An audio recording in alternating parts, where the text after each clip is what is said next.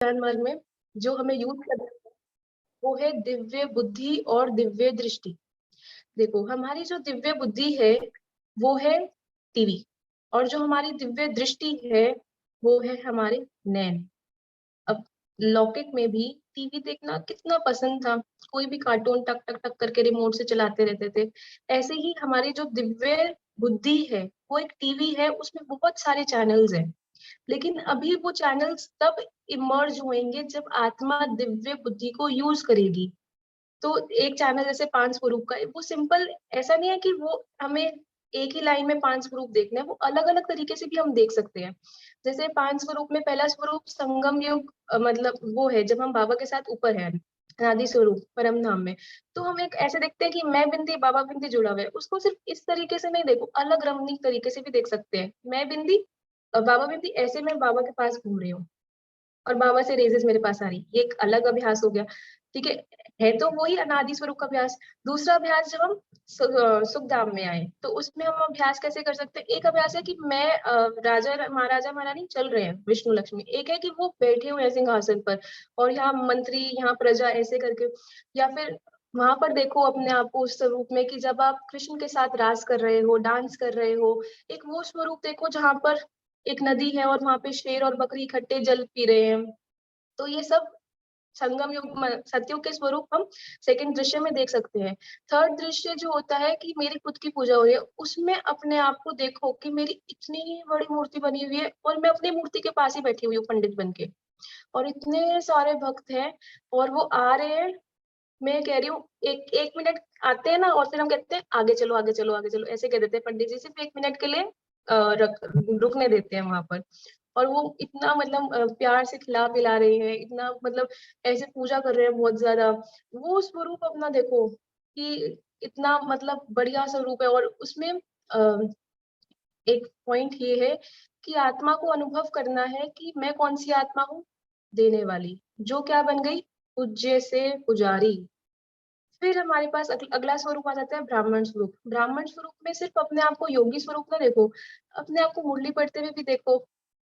जहाँ diamond hall में अपने आप को नजर से निहाल होते हुए देखते हो, वहाँ हिस्ट्री हॉल में आ जाओ, उन साकार के दिनों में आ जाओ, 90s में, जहाँ पे ब्रह्मा बाबा बैठा हुआ है, मम्मा बैठी हुई है, फिर उसके बाद सारी दादियां बैठी हुई हैं, गुलजार दादी बैठी हुई है, रतन मोहिनी दादी बैठी हुई है, जानकी दादी बैठी हुई है, प्रकाश मणि दादी बैठी हुई है। उनके बीच में मैं आत्मा बैठी हुई हूँ, जो बाबा के सबसे करीब वाली आत्माएं हैं, जो बाबा के नंबर 1 बच्चे हैं। उन बच्चों के बीच में मैं आत्मा बैठी हुई हूँ, उनके संग में मैं आत्मा बैठी हुई हूँ और मुरली सुन रही हूँ, पढ़ाई कर रही हूँ। तो उनके संग का रंग मुझे भी लगेगा ना।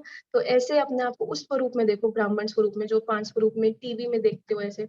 और जो 5th स्वरूप है फरिश्ता स्वरूप, उसमें तो क्या कहने, उसमें तो बहुत सारे ड्रिल्स हैं कि ये अर्थ है, मैं अर्थ के चारों ओर ऐसे ब्रह्मा बाबा का हाथ पकड़कर घूम रही हूँ। यह फरिश्ता स्वरूप है, ऊपर से रेजेस आ रही है, मैं यहाँ पर दे रही हूँ। या फिर मैं ग्लोब के पास ऐसे बैठी हुई हूँ और वहां पे रेजेस दे रही हूँ, या ग्लोब के ऊपर बैठी हुई हूँ, जो मैं किरणें ले रही हूँ वही सूक्ष्म शरीर से किरणें अर्थ के अंदर जा रही है। तो जो मनसा सेवा होती है ना, वो भी प्रजा बनाती है। तो अपनी मनसा सेवा अगर हम बढ़ाएंगे तो सतयुग में फिर हमारी प्रजा भी होगी बढ़िया। तो कल हम 9th क्लास में प्रजा वाला टॉपिक पढ़ रहे थे ना, कि बाबा कह रहा था कि भाई खातिरदारी करोगे उनकी, उनको वो मनसा शक्ति दोगे, तभी तो वो प्रजा बनकर आएगी ना। अ, तो हम बात कर रहे थे दिव्य बुद्धि क्या है, टीवी है, और दिव्य दृष्टि क्या है, नयन है, जिसके थ्रू हम टीवी में देखते हैं। ये हो गया कि हम 5 स्वरूप को देख रहे हैं।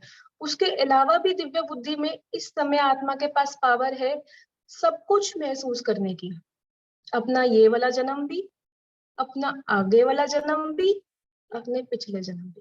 तो जितना जितना आत्मा देखती जाती है अपने स्वरूप को अपने दिव्य बुद्धि द्वारा, आत्मा को ड्रामा का पार्ट पक्का हो जाता है। आत्मा हर फिक्र से आजाद हो जाती है। आत्मा को ये फिक्स हो जाता है कि ये तो रिपीट हो रहा है, मैं आत्मा पहले भी कर चुकी हूँ 5000 साल पहले। मेरा एक दिन जैसे बाबा कहते हैं ना, अपना एक दिन शुरू करते हो तो सुबह का जब शुरू करते हो अपने आप को बोला करो कि मैं मास्टर ब्रह्मा हूँ, मैं दिन की शुरुआत कर रहा हूँ।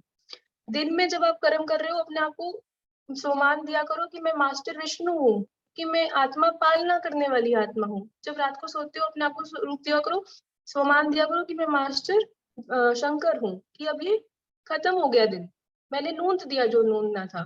अब अगला दिन मैं ढूंढूंगी अपने कर्मों के अकॉर्डिंग, और उसी का ही फल मुझे आगे मिलेगा, क्योंकि संगम के कर्म बहुत ज्यादा मायने रखते हैं। वो हमारे पूरे कल्प चलते हैं, उसी का ही मतलब जो हमने जमा किया होता है वही हम आत्माएं खाती है पूरे कल्प। तो ये है दिव्य बुद्धि और दिव्य दृष्टि। हम जितना ज्यादा यूज करते हैं उतना ज्यादा हम अपने आप को दिव्य जन्म में पाते हैं। नहीं तो वही ब्राह्मण जो दिव्य बुद्धि और दिव्य दृष्टि को यूज करके अपना जीवन बहुत सिंपल और बहुत इजी ज्ञान मार्ग में आगे बढ़ जाते हैं, अगर वो यूज नहीं करेगा तो फिर वो कहीं ना कहीं शूद्र बनने की एक्टिविटी में आ जाता है। तीसरी चीज जो हमें ज्ञान मार्ग में एक सिंपल लाइफ में लेके चली जाती है वो है मुरली। एक ऐसा केस सोचो, ब्राह्मण आत्मा की स्थिति बिल्कुल जीरो है, बैटरी खत्म हो रखी है, इतनी ज्यादा खत्म हो रखी है कि अगर कोई आत्मा उसके पास आएगी तो वो एक सेकंड में विकार का सहारा लेकर क्रोध कर देगी। या फिर अगर किसी ने उसकी कामना पूरी कर दी तो वो उसे मन में आएगा कि मेरे एक और कामना पूरी की जाए। तो मतलब विकारों का सहारा आत्मा लेगी, इतनी बैटरी कम है। अब अगर एक निराकार कोई अपना सहारा बना रखा है तो वो आत्मा अपनी मदद कैसे करेगी? मुरली का सहारा लेकर। ज्ञान मुरली दो मुरली है, एक है साकार मुरली और दूसरी है अव्यक्त मुरली। साकार मुरली जो होती है उसमें हमारे प्रैक्टिकल के दिन के कर्म होते हैं कि हम क्या कर रहे हैं। जो बाहर बाबा कहता है कि हर्षित मुख रहना है, कि चेहरे से बाबा दिखाई देना चाहिए, आत्मा को देखना है। तो जो साकार मुरली होती है बाबा सुबह ही प्रिपेयर कर देता है कि आज की साकार मुरली का जो वरदान होता है वो मेरी आज के दिन के लिए हाई जंप में मेरे काम आएगा। जो स्लोगन होगा वो मुझे अपने आप को याद करना है कि आज का ये स्लोगन है, आज की धारणाएं वो है जो पेपर आना होगा, लेकिन अगर मैंने वो धारणाएं आज की धारण करी होंगी तो वो पेपर में इजिली क्रॉस कर दूंगी, क्योंकि बाबा अपने बच्चों को पहले ही रेडी कर देते हैं ना। तो ये होगी साकार मुरली। लेकिन अब इसके बाद दूसरी मुरली आती है अव्यक्त मुरली। एक महीने में बाबा 4 अव्यक्त मुरली चलाता है, और एक मुरली अव्यक्त मुरली एक हफ्ते तक आत्मा को चार्ज रखती है। वो अव्यक्त मुरली क्या करती है? आत्मा के सूक्ष्म बंधनों को काटती है। अव्यक्त मुरली आत्मा को सूक्ष्म जो सूक्ष्म शक्तियां हैं उसको जगाने में मदद करती है। जो क्योंकि हमें क्या धारण करनी है? पवित्रता। एक होती है पवित्रता जो बाहर बाहर से हो रखी हो कि हाँ हम नहाने गए, हम फ्रेश हुए, अच्छे से नहाए धोए, हमारा जो मुख है वो मीठी वाणी बोल रहा है, ये होगी कि बाहर से पवित्रता। लेकिन हमारी प्योरिटी का लेवल बढ़ेगा कैसे? जब हम अंदर से प्योरिटी धारण करेंगे, और वो प्योरिटी हमारी अंदर से धारण कैसे हो रही है वो बाबा को पता है और वो हमें पता है। ठीक है, वो अब उसकी चेकिंग कैसे होगी? वो होगी अव्यक्त मुरली द्वारा। जो हमारी अंदर की सूक्ष्म धारणा है, कोई मेरे पास से गुजरा, मैंने उसे आत्मा देखा, कोई मेरे ऊपर क्रोध कर रहा है, शुद्ध हम कौन है? हंस है, बुलबुलों के बीच में रह रहे हैं ना। मैंने उसे मनसा से हिंसा तो नहीं करी, उसके प्रति मैंने उसको प्योरिटी की सकाश देकर अपने आप उससे किनारा किया, या मैंने बाहर मुख से तो चुप रही, ब्राह्मण ने अपने आप को दिखाया, लेकिन अंदर अंदर से मेरा क्या चल रहा था? तो वो जो होता है वो प्योरिटी चेक टेस्ट होता है, जो हर एक ब्राह्मण की लाइफ में डेली आता है। अगर हम उस टाइम पर मतलब वो हमारी प्योरिटी को बढ़ाने आता है वैसे वो टेस्ट, अगर हम उस टाइम पर उस आत्मा को प्योरिटी की सकाश देकर किनारा कर लेते हैं, उसकी उसके ओरिजिनल स्वरूप को देखते हैं, तो हमारी प्योरिटी का लेवल 1 है, तो बाबा उसे लेवल 5 पे कर देता है। और फिर उस लेवल 5 पे फिर से टेस्ट आता है, और फिर हमें उसे क्लियर करना होता है।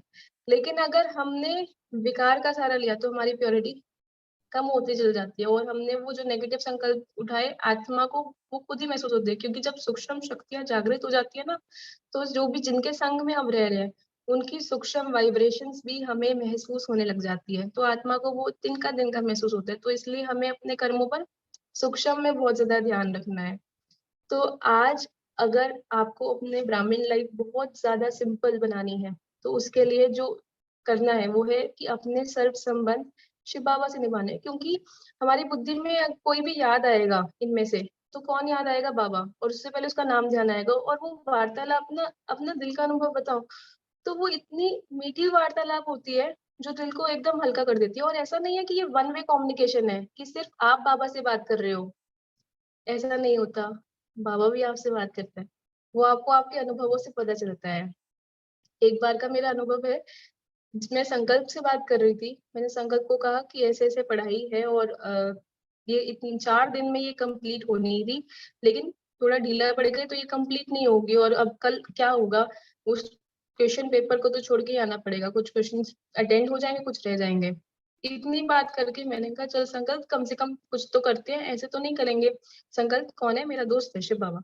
तो मैंने ये अनुभव किया था, वो 4 दिन की पढ़ाई, पूरी रात जगी हुई थी मैं, लेकिन वो 4 घंटे में कंप्लीट हो गई थी। उसके बाद मैंने अमृत वेला योग किया था, क्योंकि वो अनुभव बना था मेरा कि वो 4 दिन वाली पढ़ाई जब उस रात में 4 घंटे में कंप्लीट हो गई थी, इसका मतलब मुझे संकल्प ने एकाग्रता की शक्ति दी थी कि मेरी बुद्धि उसमें घुस जाए पढ़ाई में, और मैं उसको अंदर ले लूं।